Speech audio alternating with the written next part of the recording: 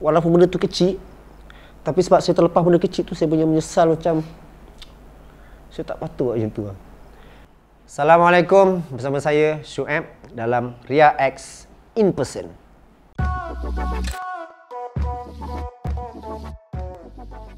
Kadang kita tak perasan yang kita tak menghargai apa yang kita ada. Betul? Saya nak cerita menghargai ni. Saya ada buat sikit silap. Malam tu dia lapar. Biasa kalau pukul 11-12 saya mesti masak untuk dia. Tapi malam tu dia kejut saya kat 2 lebih.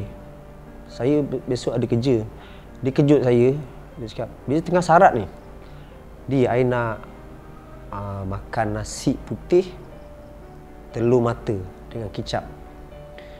Saya marah. Tidur.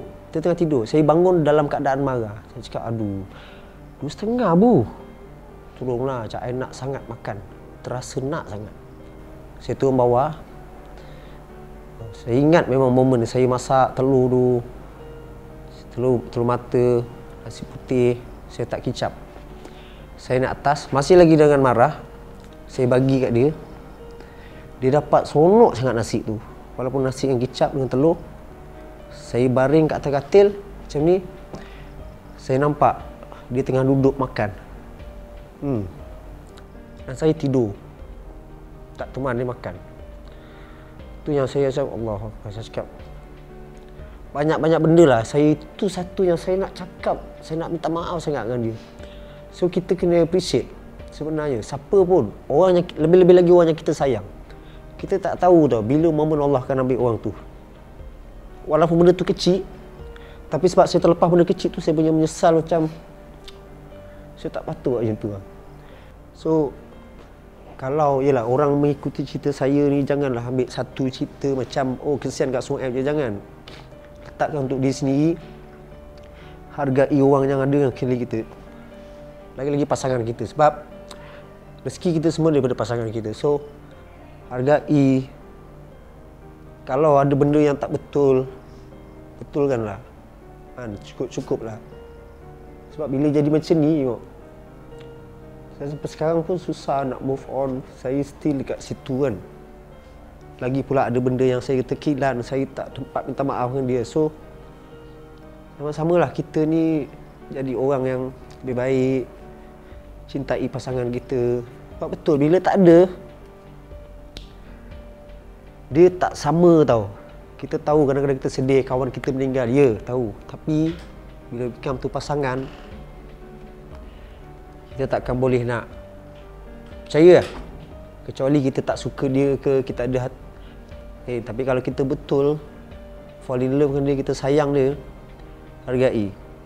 Buang ego. Kalau bergaduh jangan lama-lama. Dulu saya pernah bergaduh dia lama. Allahuakbar. Bergaduh jangan lama-lama, sejam sudah. Lepas tu betulkan balik. Ego tolak tepi. Kita tak tahu, sumpah saya cakap, kita tak tahu ni bila Allah akan ambil pasangan kita atau orang yang kita sayang. Saya letak paling nombor satu adalah semuanya saya serahkan ke Allah. Saya pernah cakap dengan Sarah, kita kena bersiap sedia untuk apa saja keadaan. Dia cakap, what do you mean? Sekarang kita selesa macam ni, dulu kita macam mana? Tahu tak cakap, untuk kita berada di tahap ni, sekelip mata. Dan sekelip mata Allah boleh ambil dan kita akan duduk macam dulu. Jadi, kalau orang tanya saya, apa tips saya, orang kecam ke, apa ke, saya redha je dengan apa Allah bagi. Jadi kalau orang cakap sekarang, oh, pasal orang nampak saya tengah lalu best. Sebab Allah bagi jalan cerita saya tu best. Ada time Allah bagi jalan cerita saya teruk. Saya hadap juga. Saya pernah dekat Maharaja Lawak. Mungkin orang tak pernah tahu. Maharaja Lawak 2011, kereta saya pernah kena tarik. Tengah saya nak buat show. So, kalau orang tanya, apa macam mana tak. Kita ni, hidup kita ni, semua manusia dah ada jalan cerita dia dah. Memang hidup tu dah Allah dah tetap dah. Kita jalan je. Tapi kita kan ada senjata doa kan. Doa tu lah senjata kita yang paling hebat. So kita doa lah yang baik-baik untuk kita. Semoga Allah bagi kita jalan cerita yang best. Apa je yang jadi kat saya redha. Tapi saya, dalam masa sama saya doa semoga Allah berikan yang paling baik untuk saya dan keluarga. Itu je. Sama juga saya dalam bisnes ke, saya jalan je. Jangan heran dengan duit. Jangan berkira dengan duit. Duit penting. Nanti orang cakap, alah boleh lah kau dah banyak duit. Tak. Kadang-kadang bila kita terlalu berkira dengan duit, lagi kita tak ada duit. Kita nak berkat tu. Jadi banyakkanlah sedekah. Kena percaya dengan sedekah. Saya cukup percaya dengan sedekah. Allah uji yakin kita. Yakin tak yakin? Sebab yakin tu lebih mahal. Kadang kita nak bagi kan. Dah ada boleh rasa nak kira. Tak pun kita bawa bagi sedekah, Allah bagi ujian. Kita macam, ish, apa ni Allah, aku lepas bersedekah berapa puluh ribu, datang lagi ujian. Kata bukan kalau sedekah ni kita jadi lebih tenang. Tak. Dia uji yakin. Macam mana dia uji. Bila, contoh kawan pinjam duit kita kan. Boleh tak kita sampai ke level, bila bagi pinjam, kita dah rasa cakap apa? Bagi pinjam maksudnya dah halal. Boleh tak sampai macam tu? Kalau boleh, dahsyat. Sarah ada benda tu. Dia ajar saya. Malahan kadang-kadang hutang bukan kecil, 50,000. Tiba-tiba dia cakap, halalkan je. Dia sebenarnya uji keyakinan kita. Tapi kata-kata tu bukan kata-kata dia, Allah yang berkata-kata. Allah uji, boleh tak? Halalkan. Saya lalu macam tu lah. Sebab orang semua nampak, mungkin sebab saya ketua keluarga. Tapi saya bertuah dapat dia sebab dia ajar saya banyak benda. Sedekah, redha. Tapi yang paling kuat sedekah lah. Dia tak heran duit. 10 tahun saya kahwin dengan dia, dia tak pernah ambil tahu pasal duit dalam akaun saya. Dan dia tak pernah ambil tahu pasal duit dia. Berapa ada. Yang penting dia nak, dia minta. Dia tak ada wallet, dia tak bersepah je. Dia tak ada wallet. Dia tak ada kad bank. Dia selalu cakap, jangan tengok air-air. Tengok saya sekali sudah. Tak kenapa. Nanti datang kedekut. Betul. Makin kita berkira, sebenarnya makin Allah lambatkan rezeki kita. Percayalah, bagi je. Allah memang tuntut yakin tu. Selagi kita yakin, lagi banyak. Bila kita yakin, bagi sampai satu tahap kita tak terfikir dah berapa banyak duit dalam akaun kita. Tahu ada je. Kan lebih baik daripada kita tak merasa tersepit. Daripada rasa tersepit. Contoh, nampak duit ada berapa banyak tapi masih still rasa tak cukup. Tapi lebih baik nak beli apa? Beli. Nak bayar itu, alhamdulillah. Nak sedekah, alhamdulillah. Semua cukup. Itu yang cerita berkat tu. Kalau sampai level tu dah best lah. Saya dengan Sarah sama-sama besarkan anak kita orang dengan cara kita orang sendiri. Apa yang kita buat, itulah yang kita ajar dekat anak-anak. Dan saya didik anak saya cakap, jadilah apa pun, tapi dia nak satu je. Kena jadi orang baik. Maksudnya kena orang yang berhati perut. Kalau buat salah, kena minta maaf. Kita kena perasan apa yang silap, apa yang tak betul, kita kena betulkan. Kena jadi orang baik. Jangan jadi orang yang menzalimi orang lain. Jangan. Cukuplah kalau dah teruk sangat jahat dengan diri sendiri sudah. Cukup dah. Jangan jahat dengan orang, jangan naik orang. Tapi pun kadang-kadang walaupun kita tengah bantu orang tu naik kita pun sebenarnya relax je, sabar je. Sebab itu peluang. Bila orang naik kita, rahmat. Sebab kita kadang kita cari point yang macam mana yang doa aku ni lagi cepat sampai. Time kita kena naik je. Jangan kita rasa kena naik kita terus kan. Time tu doa. Serah kat dia, tengok apa yang Allah akan bagi ke depan, apa hikmah dia. Tu hari saya lalu birthday dia. First time tak ada dia. Lepas tu anniversary. Alah, anniversary pula tu cepat betul. Yang ke-11. Anniversary yang ke-11 saya lalu tanpa dia. So, memang saya dah tahu dah dalam jadual saya tu, dalam kalender tu, akan lalu bulan puasa kan. Bulan puasa pun mandi. Dia macam ni saya dengan lalu fasa makan tu tak berapa nak ni sangat. Sebab saya ni pula, kamu cakap malu saya ni kalau makan pula banyaknya dia suap. Dia selalu sogok saya dengan makan yang sedap. Dan pasal dia pun suka masak. Dia punya air tangan tu, masak benda yang tak pernah dimasak, tapi dia first time masak pun sedap. Dia tu, mahal dia. 10 tahun saya kahwin. Setiap bulan puasa, saya tak pernah miss makan pajeri nanas. Kawan-kawan saya semua tahu. Menu tu jadi menu wajib. Saya kena berbuka dengan pajeri nanas. Saya kena bersahur dengan pajeri nanas. 30 hari straight saya boleh makan. So bila lalu bulan puasa tu tanpa dia, macam biasa je sebenarnya. Sebab dia yang buatkan jadi kuat sikit tu sebab anak. So bila diorang excited saya macam, okay, aku pun kena excited, kena puasa. So puasa lah lalu puasa tu. Tapi tu hari 2 hari saya puasa kat KL. Sedih yang amat. So saya balik Perak, saya balik kampung 9 ke 10 hari. Betul-betul packing barang, boom saya balik kan. Alhamdulillah lah, lapang sangat saya balik kampung tadi. Seronok. Bila saya balik KL je, langkah masuk pintu je sayu tu akan sampai kan. Pasal kita tak tahu, wallahualam, mungkin rumah saya tak ada beza pun daripada dulu sampai sekarang, tak ada beza, semuanya sama. Memang nampak macam dia ada lah. So sayu tu akan datang lah, tapi kita just jalan puasa, and then bila nak raya ni lah sikit saya boleh kata yang saya akan teruk lakut menangis. Sebab first time saya tak ada dia, anak-anak,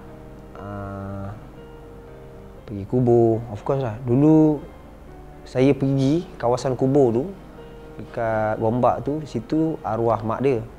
So setiap tahun kita without miss pun juga pergi ziarah kubur mak dia dengan dia. Tapi saya tak sangka tahun ni saya pergi situ tak ada dia untuk tengok kubur dia. So, saya akan lalu benda tu, cantikkan kubur dia. Ni saya tengah gila pula nak tanam pokok bonsai lah, apalah. Sebab saya suka pokok bonsai. Saya kat rumah saya pun ada. So saya suka trim. So bila saya tahu saya terfikir nak tanam bonsai dekat kubur dia. Saya cakap, wah, hari-hari nanti saya boleh datang, bawa gunting, trim, sambil borak. Saya tak gila. Betul, saya tak gila pun. Tapi kita bercakap. Kita cakap, bu, hari ni Wise menang ni. Martin tu tahulah, Martin sambil buat.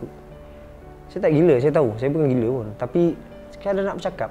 Pasal saya rasa itulah tempat yang saya paling dekat dengan dia. Batu nisan dia yang sekarang ni, batu sungai tu, saya yang cari dengan Uwais. Saya ingat masa saya cari batu nisan tu, niat saya cakap, ya Allah ya Tuhanku, kau bagilah satu batu nisan nak letak sebelah kepala dia yang cantik sangat.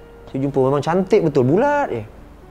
Cakap, wah, ni untuk dia ni. So buat balik, kita buat, hantar orang buat, bersihkan kubur. Seronok, alhamdulillah. Dan baguslah sekarang ni dah selalu pergi kubur. Dulu takut pergi kubur. Saya ada cita-cita dan saya harap Allah makbulkan. Saya nak ending hidup saya dengan menggali kubur. Cukup dah. Saya nak check apa lagi? Semua ada. Semua dah rasa. Itu dia.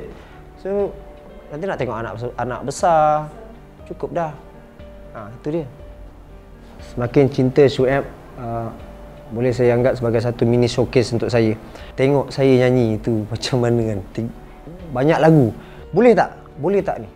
Tapi satu cabaran untuk saya, dan of course lah, saya rasakan yang saya nak buat tu kenapa? Sebab saya nak rasa menyanyi. Nyanyi dengan mic yang Sarah pernah pakai. So satu benda yang luar biasa untuk saya. Satu kenangan yang cukup baik. Nyanyi susah. Sangat susah. Dulu saya selalu meletakkan Sarah tu sebagai seorang performer yang sangat-sangat luar biasa. Every performance dia, A to Z, dia akan jaga. Bukanlah satu perkara yang mudah, nyanyian ni. Jadi saya nak merasakan yang, nak menyanyi. Kalau orang tanya kenapa nak buat sangat sokin, saya nak rasa nak menyanyi. Bukan saya nak jadi penyanyi. Saya tak pernah letak diri saya untuk jadi penyanyi pun. Saya tahu penyanyi itu lain. Saya nyanyi sebagai Shuaib, bukan sebagai seorang penyanyi Shuaib. Saya mohon semoga Allah ampunkan segala dosa-dosa. Konsep saya memang saya dah ampunkan dah. Tak ada dosa, tak ada sebesar kuman pun dosa dia dengan saya dah. Tak ada. Saya lepaskan dia tu dengan kosong lah daripada side saya. Sebab saya tak tahu dosa dia yang kat luar ke apa, saya tak tahu. Kalau orang side saya dah clear, saya tak nak ada dosa-dosa dia yang mengganggu dia kat sana.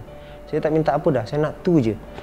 Sebab saya tahu mungkin bila Allah ampunkan segala dosa dia, of course Allah akan letak tempat dia paling baik.